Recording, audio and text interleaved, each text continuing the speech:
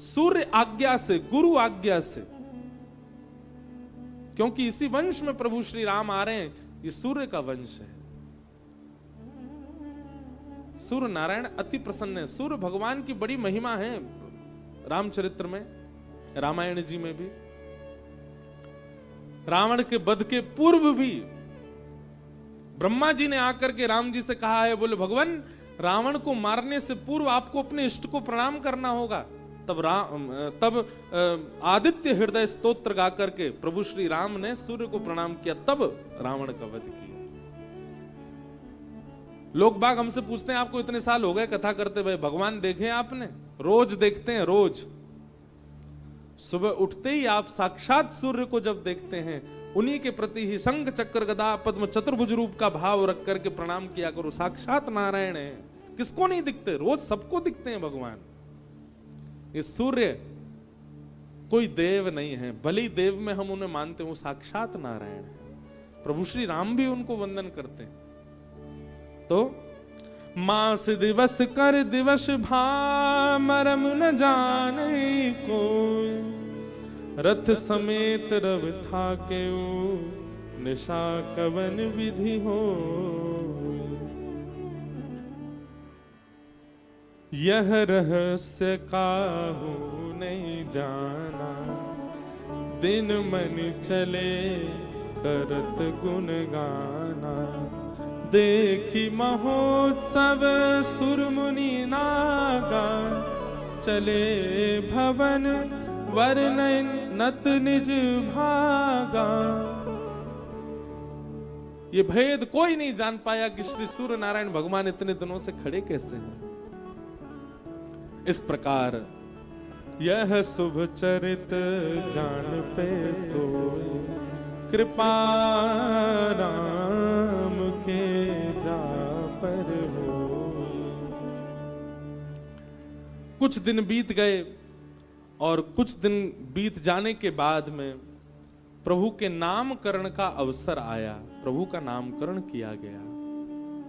एक बात हमारी सुनेंगे, कृष्ण लीला में भी, राम अवतार में भी नामकरण के प्रसंग को बड़े आनंद से सुनाया गया। इसका मतलब नामकरण संपूर्ण जीवन को व्यवस्थित करने का एक बहुत श्रेष्ठ यज्ञ है। और ऐसा शास्त्रों ने नियम बताया कि गुरुजनों के द्वारा, विप्रदेवों के द्वारा, श्रेष्ठ विद्वानों के द्वारा ही नामकरण होना चाहिए। पर आजकल नामकरण कर रहे हैं, एक नए गुरुजी आए हैं दुनिया में, उनका नाम है गूगल गुरुजी। वही नामकरण कर रहे हैं बच्चों का।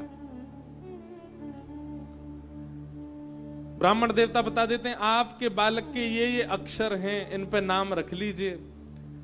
पहले ऐसा होता था कि संतजन नाम बताते थे, पुरोहित नाम बताते थे, गुरुजन नाम बताते थे, फिर धीरे धीरे हुआ बुआ नाम बताने लगी, चाची नाम बताने लगी। आजकल सबके दिमाग फ्यूज हो गए, अब केवल गूगल जी बताते। बुरा नहीं मानिएगा, हम सन्मुख आप हमको बताते तब हम कुछ नहीं कह सकते, पर कभी कभी लोग मिलते हैं, उनके बच्चों के नाम पूछो, आपका नाम क्या है? ऐसा नाम सुनाई देता है वो कहीं पढ़ा ही नहीं। आजकल तो ये भी पता नहीं चलता है कि ये इंडियन नाम है, मतलब हिंदुओं का नाम है कि मुस्लिम नाम है। ऐसे ऐसे तो नाम होते हैं बच्चों के। अब मैं एक आध नाम मेरे को आ तो रहे याद, लेकिन बोल दूंगा तो फिर जिन जिन के बेचारे बच्चे वो उदास हो जाएंगे, इसलिए हम बोल नहीं रहे। लेकिन उन लोगों को सावधान कर रहे हैं जिनके यहाँ संतान अभी आने वाली हैं। हमारी बात मान लीजिए, कृपा करके बालकों का नाम जो रखते हैं उन्हीं के ही अंश, उन्हीं के ही गुण और उन्हीं की ही कृपा बालक पर आती है। और जब नाम ही गूगल रख रहा है तो फिर वैसे ही बन जाएंगे बालक, वैसे ही उनके बुद्धि स्वभाव स्वरूप होता चला जाएगा। इसलिए नामकरण बहुत ध्यान से रखना चाहिए। नामकरण प्रारंभ हुआ, जो आनंद सिंधु सुख राशि, जो आनंद सिंधु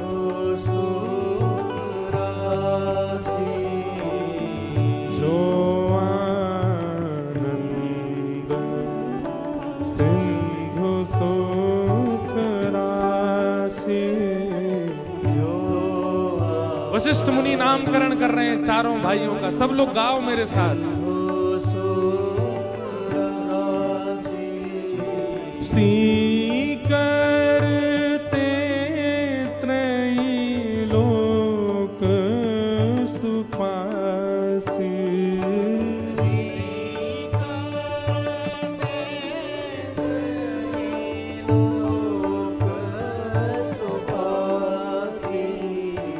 जो सुख धाम राम ऐस नामा।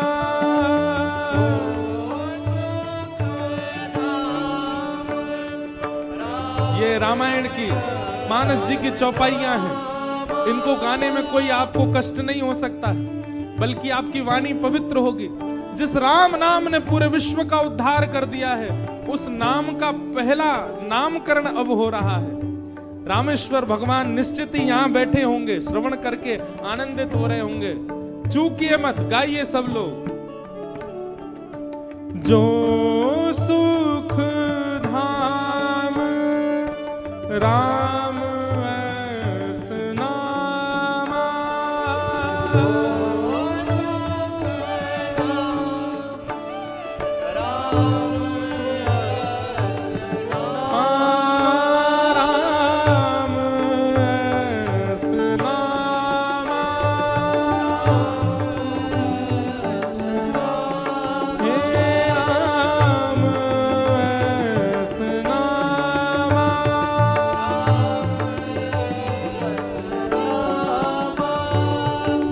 अखिल लोक दायक वैष्णव।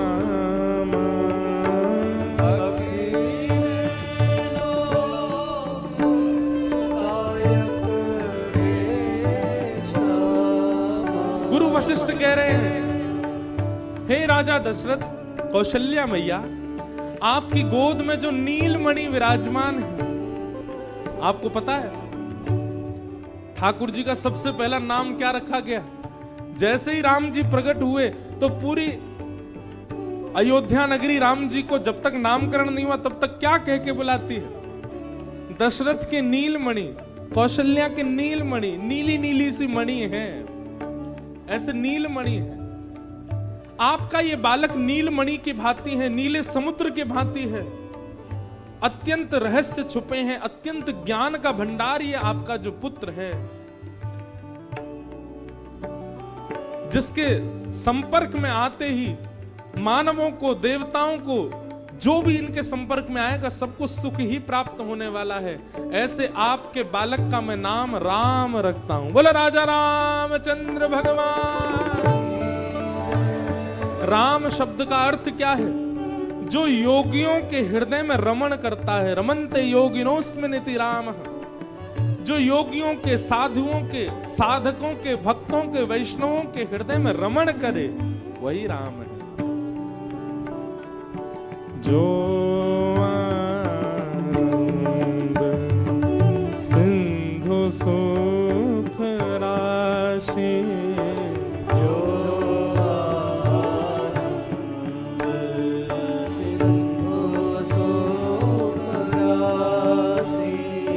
सी करते त्रयी लोक सुपासी। सी करते त्रयी लोक सुपासी। जो सुख धाम राम ऐस नामा।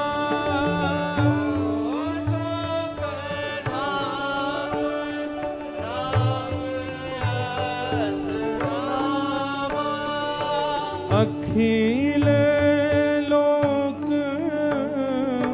दायक वैष्णव। अखिल लोक दायक वैष्णव। पहले बालक का नामकरण हुआ, अब दूसरे कैकेयी मैया की गोद में बैठे हैं।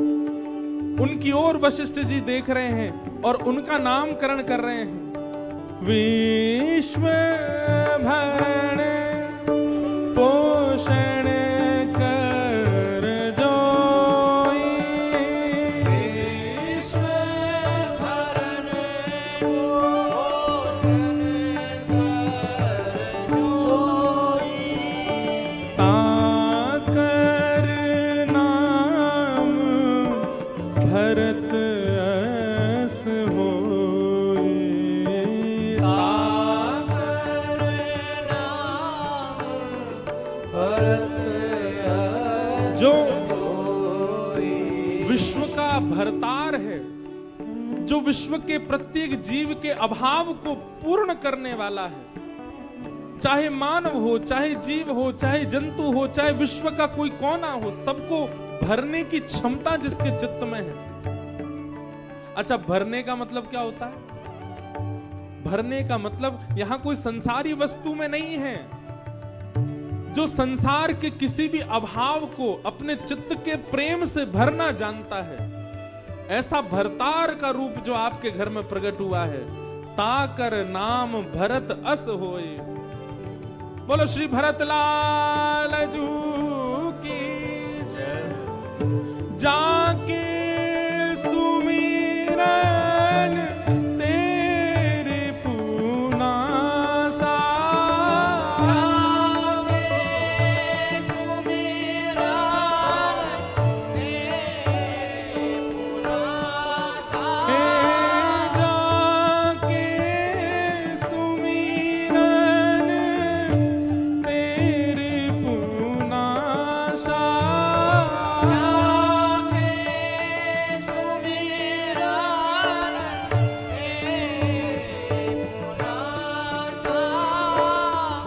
नाम शत्रुघ्न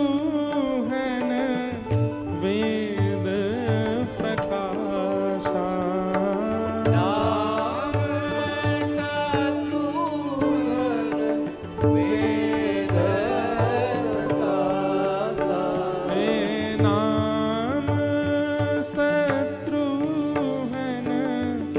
वेद प्रकाशा। नाम शत्रुघ्न वेद प्रकाशा। जो आनंद सिंधु सुख राशि। जो आनंद सिंधु सुख राशि। करते त्रैलोक सुपासे। करते लोक सुपासी। जो आनंद सिंधु सुख राशि। जो आनंद सिंधु सुख राशि। जो आनंद सिंधु सुख राशि। जो आनंद सिंधु राजा रामचंद्र भगवान। लक्षण धाम सुराम प्रिय सकल जगत आधार। गुरु वशिष्ठ तेहि राखिय लक्ष्मण नाम उदार।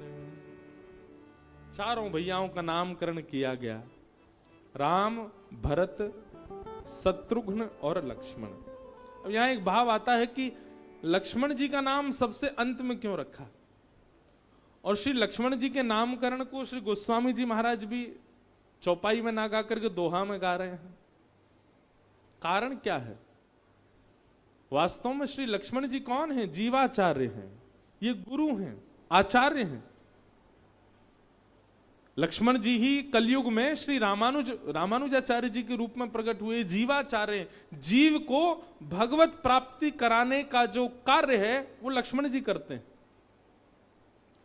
तो कहीं ना कहीं श्री वशिष्ठ मुनि के चित्त में, वशिष्ठ मुनि के कर्ण रंध्र में श्री लक्ष्मण जी महाराज प्रकट होकर के वही नामकरण करवा रहे हैं, क्योंकि आचार्य ही भगवत प्राप्ति का मार्ग बताता है, आचार्य ही भगवत का संकेत कराता है कि ये ठाकुर जी। तो लक्ष्मण जी भले ही देह रूप से मैया की गोद में बैठे हैं, पर अपने दिव्य चैतन्य रूप से वे वशिष्ठ गुरु के चित्त में बैठ करके और उनसे नामकरण करवा रहे हैं। बोले इनका नाम राम रखो, किस भाव से रखो? इस भाव से रखो। इनका नाम भरत रखो, इस भाव से इनका नाम भरत रखो। और जाके सुमिरन तेरी पुनाशा, जिसके स्मरण से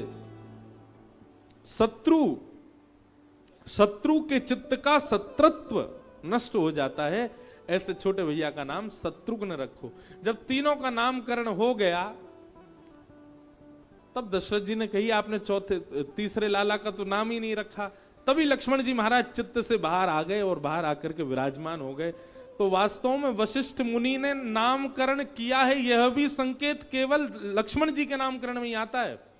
लक्षण धाम राम प्रिय सकल जगत आधार गुरु वशिष्ठ ते ही राखियो। इसका मतलब क्या है?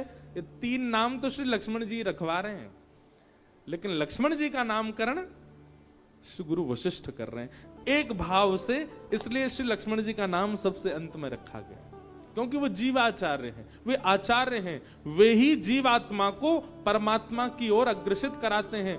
राम, भरत और शत्रुघ्न, ये तीनों देव, चारों ही भगवान तत्व हैं। वशिष्ठ मुनि कैसे नामकरण कर देंगे उनका? और कोई सामान्य नाम नहीं होना, वेद के प्रारूप से नामकरण नहीं होना, नक्षत्रों के प्रारूप से नामकरण नहीं होना। लक्ष्मण जी सोच रहे हैं ऐसा नामकरण होना है जिस नाम से पूरा विश्व जगत भवसागर से तरेगा। इसके लिए मुझे ही जाना पड़ेगा वशिष्ठ जी के चित्त में। इसलिए राम, भरत और शत्रुघ्न जी का नाम तो श्री लक्ष्मण जी ने ही रखवाया है वशिष्ठ जी के चित्त में आके। दशरथ जी ने संकेत किया, बोले तीसरे लाला का तो नाम ही नहीं रखा। तुरंत लक्ष्मण जी चित्त से बाहर आ गए। इसलिए गोस्वामी जी ने लिखा, लक्षण धाम राम प्रिय सकल जगत आधार गुरु वशिष्ठ ते ही राखी हो। लक्ष्मण नाम उदार। इस प्रकार चारों भाइयों का नामकरण किया गया। राम, भरत, लक्ष्मण, शत्रुघ्न भैया की जय।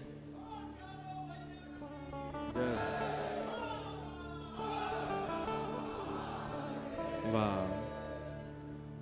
चारों के नाम रखे गए। धरे नाम गुरु हृदय विचारी, वेद तत्व नृप तब सुतचारी। वेद के तत्व ही तुम्हारे चारों पुत्र हैं। गुरु ने ध्यान पूर्वक नामकरण किया। धीरे धीरे भैया नेक नेक, थोड़े थोड़े नेक बड़े भये हैं। लक्ष्मण जी तो पूरे दिन श्री राम जी की सेवा में ही रहते हैं, राम जी के संग ही रहते हैं। और श्री शत्रुघ्न जी भरत जी की सेवा में रहते हैं। ऐसे परस्पर भाव चारों भाइयों का एक दूसरे के प्रति होने लगा। श्याम गौर सुंदर दो जोरी, निरख छवि जननी तृण तोरी। चार उशील रूप गुण धामा, तदपि अधिक सुख सागर रामा। कविता बली कहाँ है अनुज जी?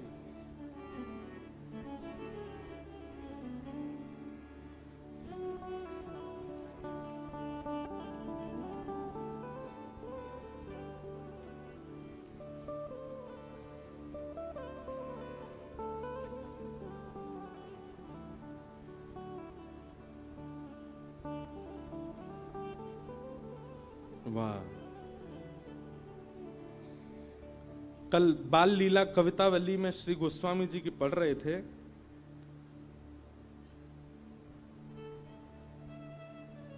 कबहू शशि मांगत आरी करे, कबहू प्रतिबिंब निहारे डरे। कबहू कर तार बजाए के नाचत, मातु सब मन मुद भरे। राम जी की ऐसी मधुर लीला सुना रहे हैं। आहा। अच्छा, कुछ कुछ लीलाएं तो मिलती जुलती हैं ठाकुर जी की और राम जी की, जैसे कबहू शशि मांगत आरी कर, जैसे हमारे ब्रज के लाला चंद्रमा मांगते हैं। सूरदास जी वर्णन कर रहे हैं, चंद्र खिलौना ले हूं सुमैया मोरी, चंद्र खिलौना ले हूं सुमैया मोरी। जय हो लोट अवहि धरेण पे, जय हो लोट अवहि धरनी पे, तेरी गोद न आए हूँ सुमैया मोरी, तेरी गोद न आए हो सुमैया मोरी। हमारे बाल कृष्ण प्रभु मैया से कह रहे, मैया जे कहा है ऊपर? मैया बोली, लाला जे चंद्र खिलौना है। अब तो ठाकुर जी ऊपर ही देख रहे हैं, और ऊपर देख करके मैया तो कह रहे, मैया चंद्र खिलौना चाहिए मुंह को। मैया बोली, लाला अब जे कहां ते लेके आऊं तेरे काजे, कहां ते तोड़ के लाऊं तेरे काजे? ठाकुर जी बोले, मोए ना पता मैया, कैसे लेके आ, मुंह को चंद्रमा चाहिए। मैया बोली, लाला देख देख ऐसे हट ना करो करें, चल कल दे दूंगी तो वो ना, मुंह को तो अब ही चाहिए, आज ही चाहिए, अब ही लेके आ मैया। सूरदास जी कह रहे हैं, ठाकुर जी गोद से उतर गए। कई बार बालक इतना हट करते हैं कि मैया की गोद में टिकते नहीं, वैसे ठाकुर जी उतर गए और उतर करके मैया को धमकी दे रहे हैं। क्या धमकी दे रहे हैं? जई हो लोट अवई धरने पे, मैया मैं अवई धरती में लेट जाऊंगो, तेरी गोद में नहीं आऊंगो, सबरी मट्टी अपने ऊपर लगा लूंगो। मैया बोली, लेट जा जा, वैसी कारोसो और जमीन में लेट जाएगो, धूल लग जाएगी और बुरा लगेगा। मोह कहा है गोपी सबरी तो कुकारो के, और कलते सबरी मट्टी को मत होना और कहेंगी। मोह कहा है लौट जा।